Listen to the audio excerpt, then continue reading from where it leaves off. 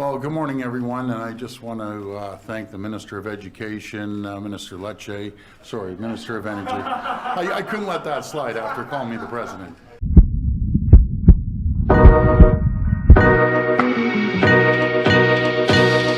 All right, so apparently Doug Ford gave another speech in regards to the tariffs that came to Canada, and honestly, I've heard this word more times than I could even count. I've heard this word more times than I would even like. Quite frankly, I'm already sick of the word tariffs. I'm actually tired of the word tariffs. If I never hear the word tariffs again for the rest of my life, I would be very happy. I guess he's going to be talking in regards to the tariffs to come in April, or the tariffs that have already been initiated. We know that alcohol was already taken off the shelves. We know that they have the energy sector. We know that they have. So that is Stephen Lecce at the mic, so let's hear what they both have to say. Good morning, everyone. I am honored to be here with Premier Ford as we take another step to tackle the uncertainty created by the threat of U.S. tariffs. That word in and of itself needs a lot more emphasis. The uncertainty of tariffs. If you implement the tariff in a very smart way, it can actually be very effective. If you threaten a tariff, it can actually be very effective. The constant up and down, though, doesn't allow a company to properly adjust to the tariff that you've implemented. So they're always in a state of not knowing what it is to do, whether they need to move their factories, whether they need to move their organization, or maybe they can still adjust. They don't know whether they should source a different provider. Companies function with stability. Imagine having an employee where you're never sure if that employee is ever going to show up. It's a bold strategy, Cotton. Let's see if it pays off for them. How would you function? By the on-again, off-again erratic shifts and changing goalposts of President Trump and his administration. Through it all, Premier Ford has been clear. I've done this before, guys. That That was on purpose. Ontario will stand up and fight. And that includes taking our message directly to the American people, that we can be stronger together, that our economies are built on shared trade, investment, democratic values, and cooperation, that America Look at Doug's face. directly benefits from Ontario's clean, reliable, and affordable electricity grid. For years, Ontario has exported power to the U.S., supporting jobs and businesses on both sides of the border. We've kept the lights on in American homes, in American factories and farms. But when we as Canadians are under attack, we will use every tool in our toolbox to fight back for the good of Ontario and Canada. And today... Let me pause right there. That's not a bluff. We're supposed to help our people.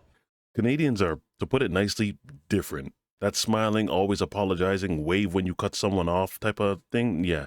That's not all of them. They issued 25% tariffs against $155 billion worth of American goods, starting with tariffs on $30 billion worth of goods immediately, and tariffs on the remaining 125 on American goods in 21 days. That would be the April 2nd deadline. Our tariffs will remain in place until the U.S. trade action is withdrawn. And should U.S. tariffs not cease, we are in active ongoing discussions with provinces and territories to pursue several non-tariff measures. We will urge the U.S. administration to reconsider their tariffs. Canada remains firm in standing up for our economy, our jobs, our workers, and for a fair deal. Damn. So when it comes down to trade, one thing that you have to consider is the population of the U.S. is 10 times that of Canada. So naturally, what Canada provides, the U.S. has more leverage to buy.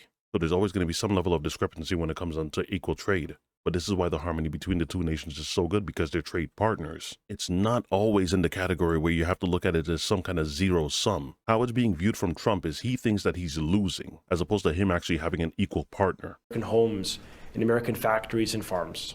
But when we as Canadians are under attack, we will use every tool in our toolbox to fight back for the good of Ontario and Canada.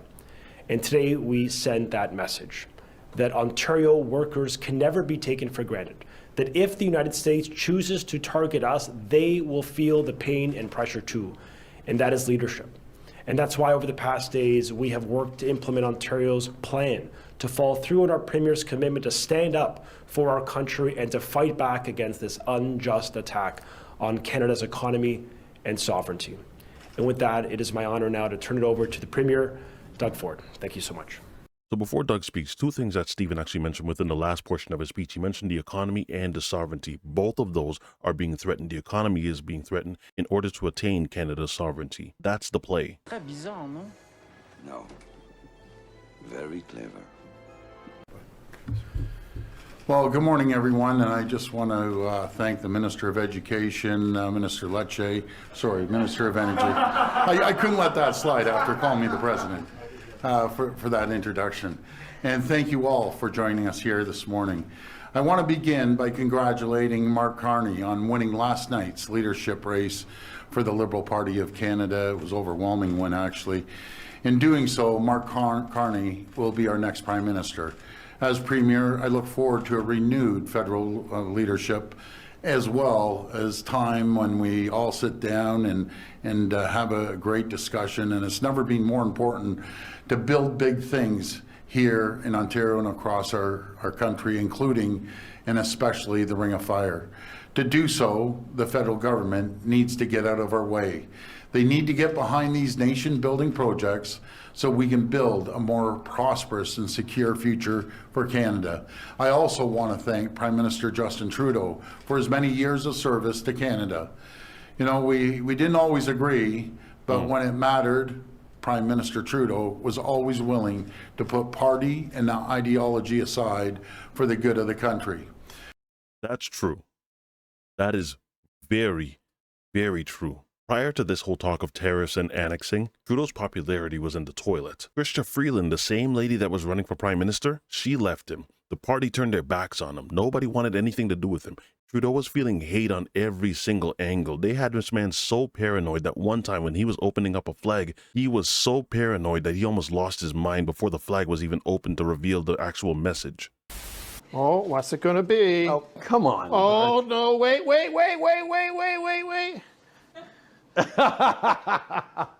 Good luck. That. More of these flags everywhere, please. Good luck in 2025, because you're going to need it. You remember that? Yeah, days later, he announced his resignation. I've also had a chance to reflect and have had long talks with my family about our future. Throughout the course of my career, any success I have personally achieved has been because of their support and with their encouragement. So last night over dinner, I told my kids about the decision that I'm sharing with you today. I intend to resign as party leader, as Prime Minister, after the party selects its next leader. Yeah, that was Trudeau. Defeated, beaten up, just completely torn down, a shell of himself. All that confidence that he had, completely gone. And then... in jobs. We will take measures to prevent predatory behavior that threatens Canadian companies because of the impacts of this trade war, leaving them open to takeovers. We will relentlessly fight to protect our economy. We will stand up for Canadians every single second of every single day, because this country is worth fighting for. Yeah, you see that? That's a new man. That's a whole different person. I didn't recognize that person in January. But this guy, once you issue him a reason to fight, it's like you kind of just sparked the fire within him. You gave him something to continue to fight for. He even hinted at something I never thought he would say. Now, it's not in my habit to agree with the Wall Street Journal. But Donald, they point out that even though you're a very smart guy, this is a very dumb thing to do. His popularity throughout this whole thing skyrocketed. But yeah, let's get back to Doug. For weeks now, we've been faced with so much uncertainty coming from President Trump. Each day brings new tariff threats. Now, President Trump is threatening tariffs on steel and aluminum. He's pointing his finger at dairy and lumber, shifting timelines, different excuses, chaos and confusion. It's hurting workers, it's hurting businesses, it's hurting investments, and it's hurting families on both sides of the border. It needs to end. That's why I've been crystal clear. Until these tariffs are off the table, until the threat of tariffs is gone for good, Ontario will not relent. We will not back down. Pausing some tariffs, making last-minute exemptions, it won't cut it. We need to end the chaos once and for all. We need to sit down, work together, and land a fair deal. A deal that gives businesses the confidence to invest. A deal that gives workers the security they need and deserve. Until then, Ontario will keep up the fight. We will apply maximum pressure to maximize our leverage. That's why today we're moving forward with a 25% surcharge on electricity exports. For the 1.5 million American homes and businesses that Ontario powers, homes and businesses in Minnesota, Michigan, and New York. This surcharge will cost families and businesses in these states up to $400,000 each and every single day. On an average, this will add around $100 per month to the bills of hardworking Americans. Let me be clear, I will not hesitate to increase this charge.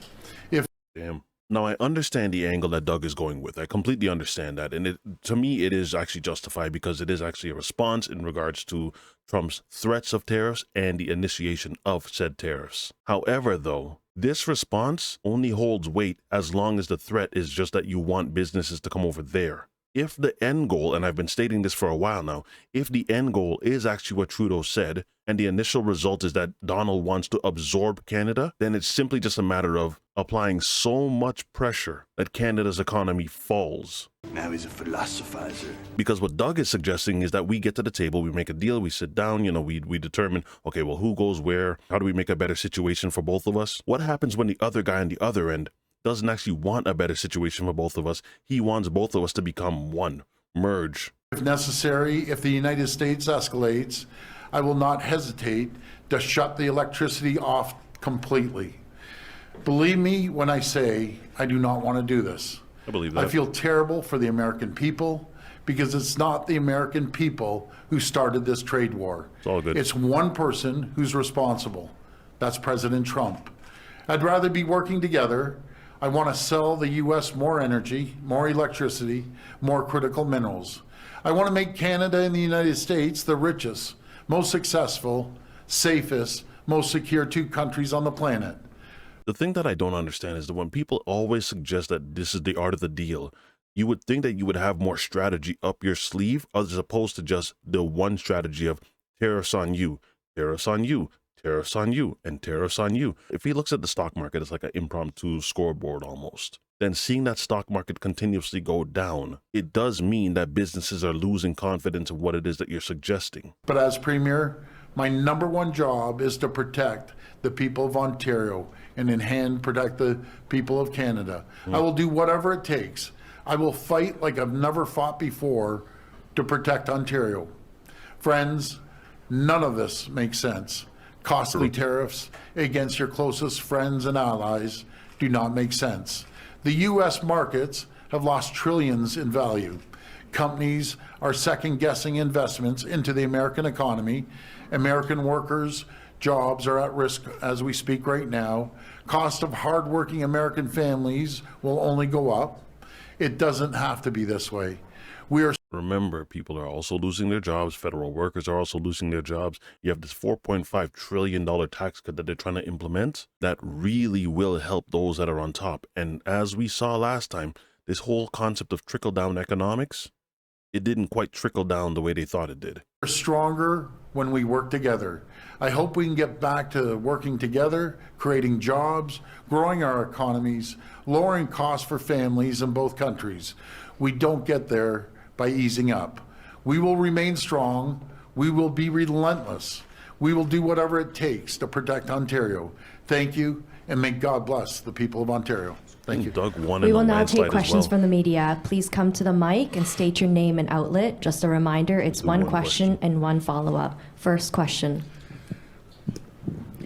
Good morning, Premier. Mark McAllister from City News. Hi, Mark. Our understanding is that it's not always the case that Ontario is offering electricity at a particular rate where we're making money, and that sometimes, because of the extra energy that is being generated in this province, we're more or less giving it away to some of those U.S. states. So how does a surcharge actually work in those cases? Well, before I pass it to Minister Lecce, we're over producers when it comes to energy. And in some cases, that's a good thing. We want to sell the U.S. more energy. We want to sell more states energy. But even if Michigan or any of the three states what happens when I understand, and again, I'll pass it over to Minister Lecce, it may go to Michigan, and maybe that day they may not need it. They may need it too. If not, they'll resell it to, for example, Ohio, Pennsylvania. But it's going to affect many, many states, but I'll pass this over to Minister Lecce. Before Stephen actually gets on there, if Ontario is an overproducer of electricity, they have so much that they could basically just give the stuff away. In which case, if you don't need it, then what he's saying is that you can actually then sell it to other states and whatnot for to benefit your own state. Now, this is why you need additional trading partners, because if you're producing an overabundance of something, you want to make sure that you have additional trading partners and not just the one. You need to expand your reach. This is, I think, one of the complaints that many people have when it comes down to Ontario or Canada and how they do business. You can't just give things away. So we estimate that based on the 12,000 megawatt hours of power we sell the US versus the 374 megawatt hours we import, we are 30 times a net exporter. They need our power. We have the supply and demand systems in place by our systems operator. We'll be okay in Ontario. This is about maximizing pressure on America and minimizing the impacts on Ontario. So when we sell them power on the spot market, as you mentioned, we're estimating $300,000 to $400,000 every single day of additional monies we're going to accrue in an account which the government is committing to putting back into the pockets of ratepayers to reduce bills for families and businesses. So if a state like Michigan flows our power through and sells it, as the Premier said, to Ohio, that means the impact of this surcharge is going to be reverberated right across America, not just in Ohio, not just in Michigan, rather, or New York or Minnesota, but now in all the states. They then try to resell and upsell our power. So this is going to have, the Premier says we sell power all the way down to the U.S. All of the states, all along the I-95, they can feel the pain too. And it's regrettable we're here, but we're prepared to do this. And as the Premier mentioned, we have the capacity to scale this up above 25% if necessary. All right, we're going to stop there. So I would insist this is just like the first portion of it, so you can continue to watch the rest. But it's unfortunate that it's actually gotten to this point. There are other strategies other than tariffs, unless your plan is to just drown the economy until you can properly annex them. But in which case, though, what are the odds that you're actually going to get a third term? 0? So you require a third term in order to initiate your plan. Right? If there is by any chance a Democrat that gets into office by the 2028, 2029 elections, they are going to fundamentally undo everything that you have put into place, which is why companies have such a hard time balancing what it is that they're going to do, because if they move their factories, they have to consider the long term. They can't just consider a 1-year plan or a 2-year plan. Now, let's just say the midterms come up. What happens if Congress all of a sudden swings to Democrats? That makes everything that Trump is doing null and void now. You have basically a 2-year window to initiate everything that you want to do. Basically a 1.5-year window, and then you have to ease up. Not that you're trying to accrue a vote, but you have other members in Congress that need to get in as well. So companies, they have to think to themselves, what are the odds that he's still going to be around? Can we swing this for the next 4 years, or should we just bite the bullet? Should we move all of our stuff over to the States and move all our production to the States? Or should we just bite the bullet and just wait and see what happens within the next 2 to 4 years? This is why it's confusing. But let me know your thoughts. If you guys enjoyed this video, don't forget to drop a like, and I will see you again on the next one. Be easy, y'all.